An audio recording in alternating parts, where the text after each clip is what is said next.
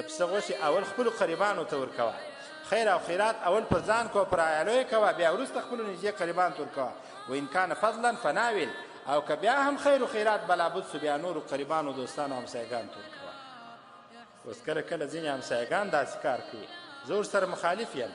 د کوم شي سره؟ همسایه به تعمیر لري، بلډینګ به لري، ماڼۍ به لري، قصر به لري، موټران به لري، هر څه به لري، شتمني او ثروت به لري، بیا هم چې کله دغه بل همسایه پسه حلال کې نورو غریبانو ته یې نه ورسوي، خپل همسایه ته ورسوي.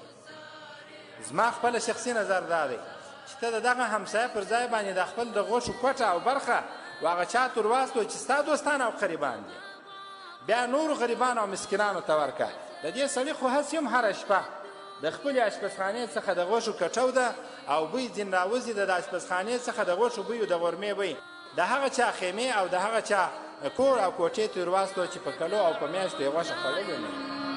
فاقتصد فيه وخذ منه وداع وارض للناس بما ترضى به واتبع الحق فنعما